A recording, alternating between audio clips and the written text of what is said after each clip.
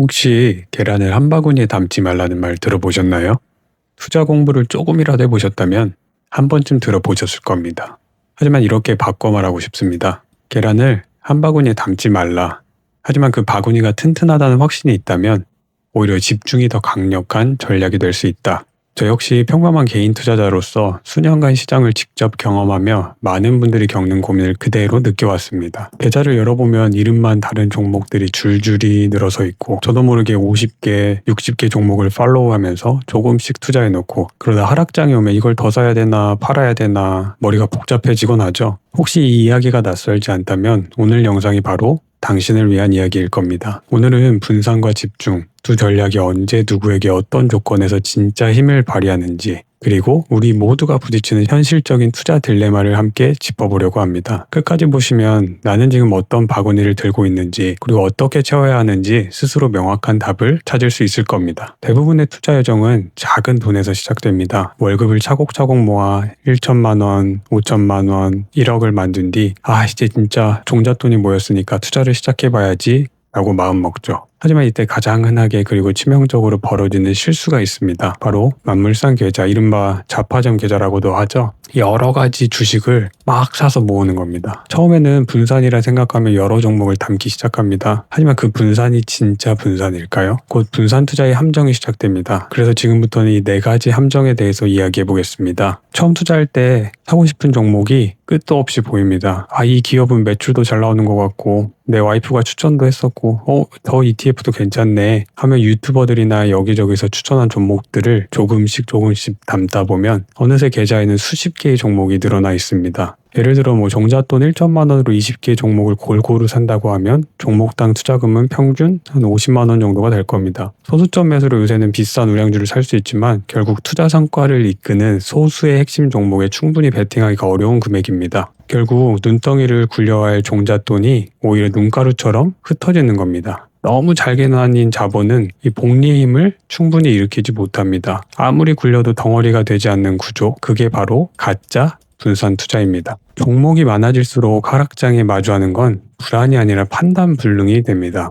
상승장은 눈을 가리지만 하락장은 진실을 드러냅니다. 상승장에서는 문제가 잘 보이지 않습니다. 주가가 오르면 계좌가 여기저기 플러스가 되니까 내가 잘 투자하고 있나 보다 싶거든요. 하지만 진짜 시험대는 바로 이 하락장입니다. 20개 종목이 동시에 급락하면 추가매수 자금은 한정되어 있고 어떤 종목을 지켜야 하지? 판단은 더 어렵습니다. 결국 우왕좌왕 하다가 저점에 손절도 하고 반대로 현금을 다 써버리고 더 좋은 기회를 놓치기 쉽습니다. 종목이 또 많아질수록 팔로우업의 벽이 정말 높아집니다. 각 기업의 실적 발표나 뉴스, 경영진 변화, 트렌드 이게 전업 투자자가 아닌 이상 모두 챙기기는 사실상 불가능합니다. 결국 정보 비대칭이 심화되고 중요한 변화를 놓쳐서 손실로 이어질 확률이 갈수록 커지게 됩니다. 이 문제는 다양한 온라인 댓글을 보면 똑같은 고민을 가지신 분들이 정말 많습니다. 분산한 종목이 30개가 넘으니까 관리가 안 돼요. 수익률 200%가 300%가 넘는 종목이 있는데 보유량이 한 10주밖에 안 돼서 실질 수익은 거의 없어요. ETF를 여러 개 사왔는데 알고 보니까 구성 종목이 대부분 겹치더라고요. 댓글 하나하나가 개인 투자자의 날 것 그대로의 현실을 말해줍니다. 저도 그런 적이 있었거든요.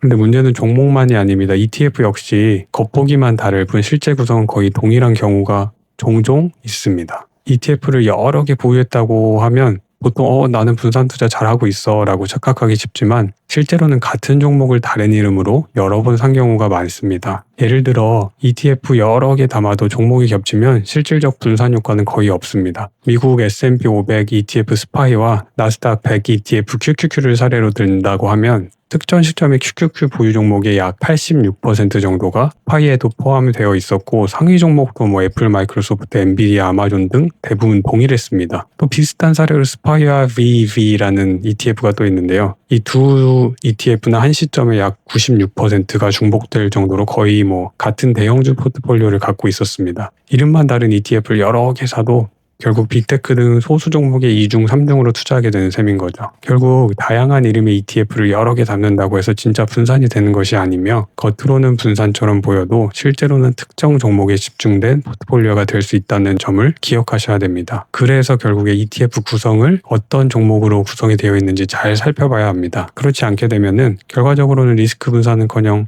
수수료만 늘어나는 가짜 분산이 됩니다. 과도한 분산은 수익률을 깎고 중복 투자는 리스크를 줄이지 못합니다. 투자의 핵심은 모두가 알다시피 복리입니다. 복리 효과를 제대로 누리려면 이 덩어리 있는 큰 자본이 필요한 겁니다. 하지만 자본을 너무 잘게 쪼개놓으면 눈덩이가 아니라 이 눈가루가 됩니다. 가루는 굴려도 덩어리가 되지 못합니다. 그래서 투자는 결국 덩어리로 승부하는 게임인데 이 흩어진 자본은 절대 복리의 힘을 최대치로 활용하지 못하게 된다는 사실을 꼭 기억하셔야 합니다. 결국 핵심 메시지를 조금 정리하면은 첫 번째는 초기 자산을 빠르게 키우고 싶다면 무작정 많은 종목을 나누기보다 관리가 가능한 개수로 압축을 하고 장기적으로 지켜볼 수 있는 기업 ETF 중심으로 집중력 있게 운용해야 합니다. 두 번째, 분산은 당연히 필요하지만 너무 다다익선은 오히려 수익률을 희석시키고 ETF를 여러 개 사는 것만으로는 리스크가 분산되지 않을 수도 있다는 겁니다. 그리고 세 번째, 진짜 분산은 선택과 집중을 전제로 서로 상관관계가 없는 자산끼리 해야 리스크를 제대로 분산할 수 있습니다.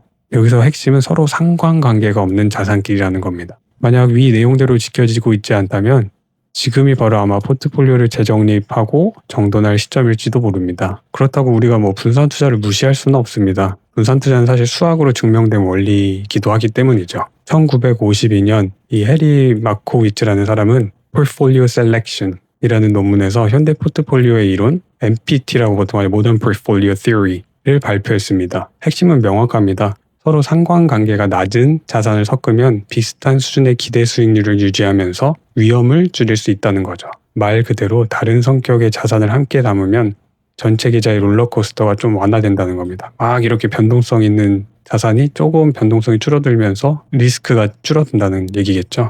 한 예시로 1926년 이후 미국 주식의 실질 연평균 수익률은 약 7%였습니다. S&P 500 기준으로. 같은 기간 S&P 500 ETF 60%, 그리고 미국 10년물 국채 40%로 조합하면 수익률은 약 6%를 유지하면서 변동성은 이 7%의 주식만 100% 올인했을 때보다 한 절반 정도 수준으로 준다고 합니다. 이 수치는 단순히 과거 자료가 아닙니다. 오늘날 전 세계 연기금이나 대학기금, 기관투자자, 자산운용사 등 다양한 투자기관의 자산 배분 전략이 모두 이 공식을 기본으로 삼고 있습니다. 그리고 분산 투자의 위력을 가장 잘 보여주는 사례 중 하나가 바로 예일대 기금입니다. 1980년대 초에 데이비드 스웬슨이라는 최고 투자 책임자는 주식 채권뿐만 아니라 부동산, 사모펀드, 헤지펀드, 원자재 등 다양한 대체 자산을 섞는 예일 모델을 도입했습니다. 과거 수십 년 동안 연평균 약 수익률이 11% 이르렀다는 보고가 있고, 특히 대체 자산과 상관관계가 낮은 자산군을 활용한 전략 덕분에 위험 대비 수익에서도 우수했다는 평가가 많습니다. 다만 좀 최근에는 유동성 제약이나 비용, 시장 흐름의 변화 때문에 이 수익률이 지속되느냐는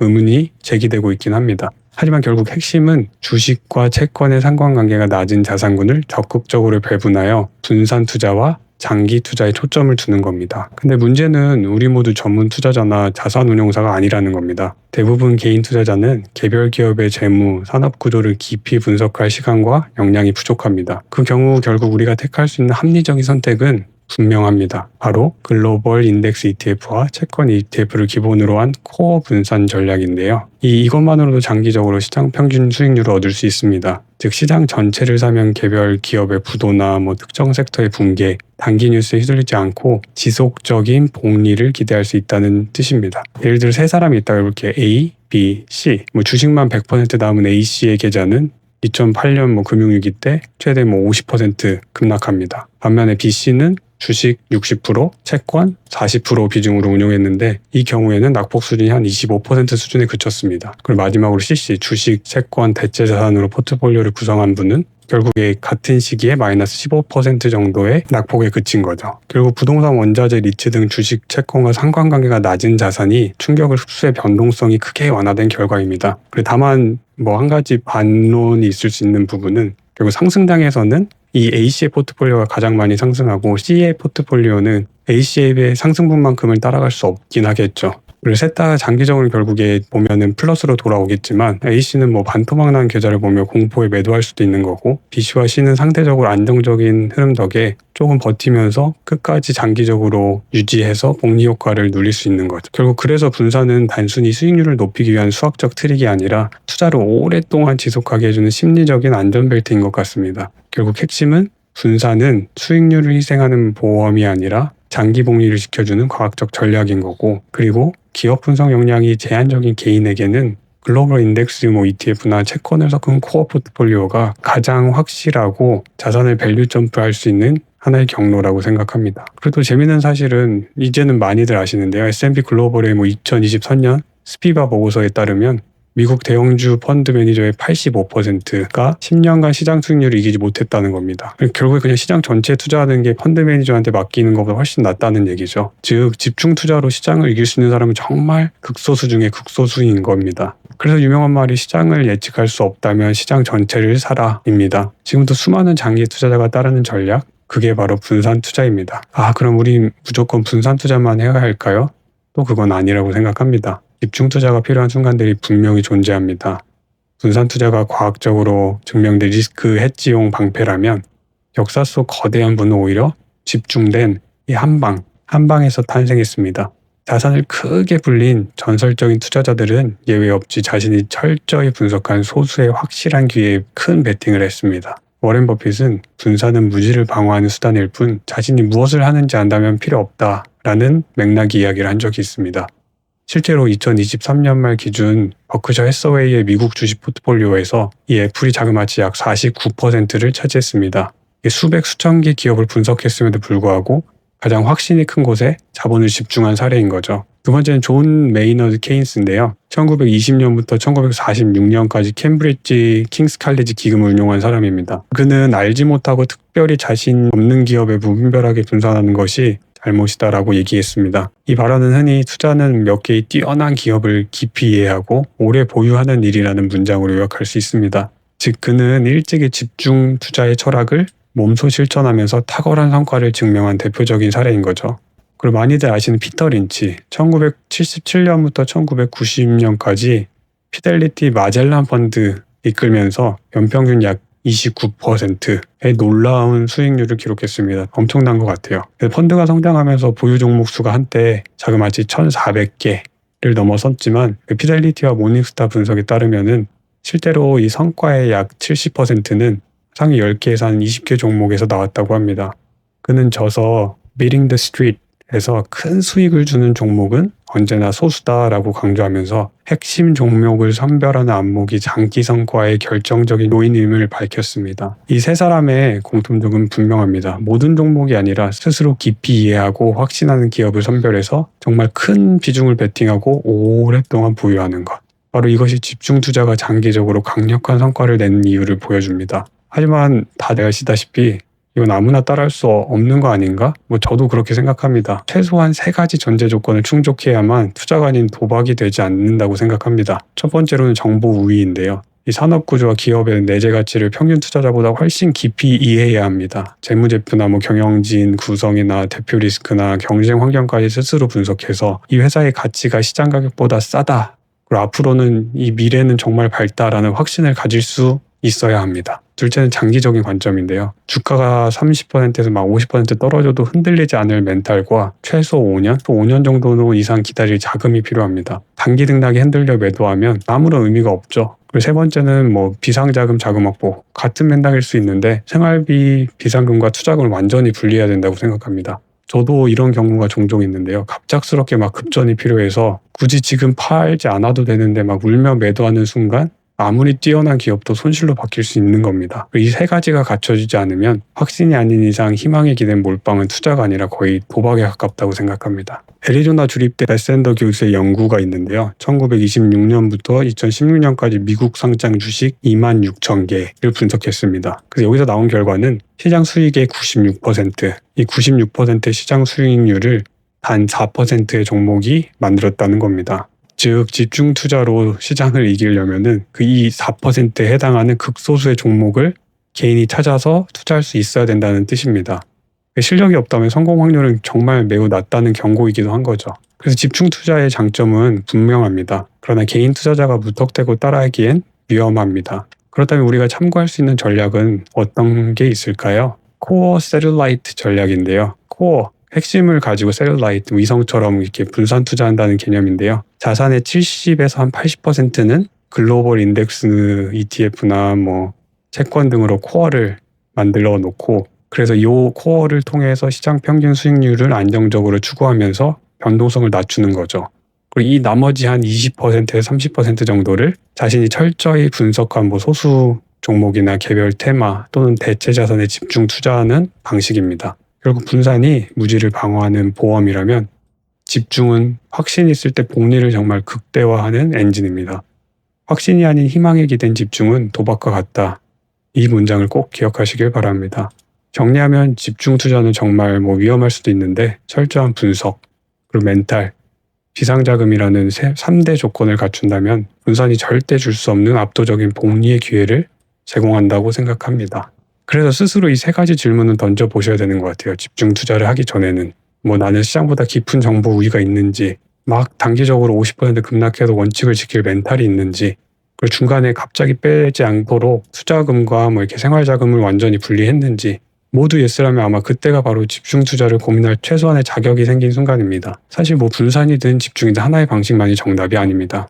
그래서 방금 말씀드린 코어 셀라이트 전략을 활용해서 투자 기간과 생애 단계에 맞춰 비율을 조정해가는 것이 일반인들이 할 수 있는 최고의 전략이라고 생각합니다. 여기서 또 중요한 부분은 리밸런싱입니다. 시장 상황에 따라 특정 종목이 급등하면 셀라이트가 의도하지 않게 전체의 한 40에서 50% 이상으로 커질 수 있습니다. 이때는 일정 부분 매도를 해서 원래의 목표 비율로 조정해야 됩니다. 핵심을 다시 정리하자면 코어의 한 7, 80%, 글로벌 인덱스나 채권 등 안정적인 자산에 분산을 하고 나머지 셀라이트를 2, 30% 철저히 분석한 성장주나 테마 또는 대체 자산에 투자하는 거죠.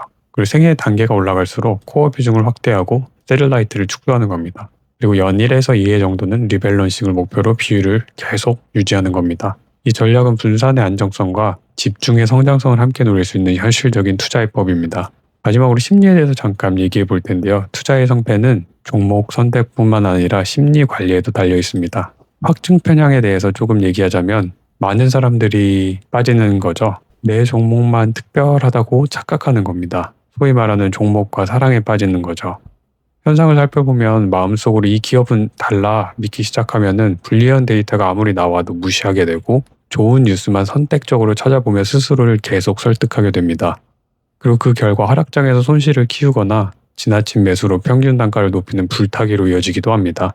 해결책으로는 투자 전에 반드시 매도 기준을 설정해야 된다는 겁니다. 예를 들어 21선을 터치하면 전량을 매도한다던가 매출이 20% 이상 급감하면 매도한다던가 이런 나만의 기준이 존재해야 됩니다. 그런데 다들 아시다시피 이게 말로는 쉬운데 실행은 정말 어렵습니다. 그래서 다들 매도 손절이 주식의 핵심이라고 얘기들 하죠. 버핏도 피터 린치도 확신이 아니라 원칙을 지켰기 때문에 성공한 것이고 그 원칙을 지킨 건 결국 멘탈, 자기 절제력이죠. 결국 최고의 포트폴리오는 사실 내 멘탈이 견딜 수 있는 구조인 것 같습니다. 그래서 투자의 가장 큰 리스크는 시장이 아니라 나 자신일 수 있습니다. 심리와 리스크 관리가 뒷받침되지 않는 집중 투자는 단순한 도박과 다르지 않습니다. 계좌를 지키는 첫 단계는 내 마음을 결국 지켜야 됩니다. 투자의 정답은 결국 남이 아니라 본인 스스로에게 있습니다. 워렌 버핏의 말을 인용하면서 오늘 영상을 마치려고 합니다. 워렌 버핏 주주서원에서 말한 내용인데요. 조금 의역하자면 분산 투자는 무지를 방어하지만 진짜로 자기가 잘 아는 분야에서는 집중 투자가 복리의 힘을 극대화한다는 얘기입니다. 결국 투자의 정답은 남이 아닌 내가 세운 기준과 내가 진짜로 이해하는 것에 있습니다. 여러분 여태까지 어떤 투자의 길을 걸어오셨나요? 투자를 시작하며 계좌의 종목이 끝도 없이 늘어나 혼란을 겪었던 경험, 오랜 고민 끝에 몇 개 종목에만 집중해서 짜릿한 수익을 얻었던 순간, 혹은 분산과 집중 사이에서 고민하며 자신만의 기준을 세운 과정이 있었을지도 모릅니다. 오늘 영상은 여기서 마치며 직접 겪은 집중 또는 분산 투자 사례를 댓글로 공유해 주시면 좋을 것 같습니다. 초보든 베테랑이든 그 시행착오와 깨달음이 다른 사람에게 도움이 될 수 있을 겁니다. 오늘 이야기가 여러분의 스스로의 원칙을 세우고 자신만의 포트폴리오를 점검하는 첫걸음이 되시길 바랍니다. 오늘도 영상 시청해 주셔서 감사합니다. 영상이 도움이 되셨다면 좋아요와 구독 부탁드립니다. 밸류점프였습니다. 감사합니다.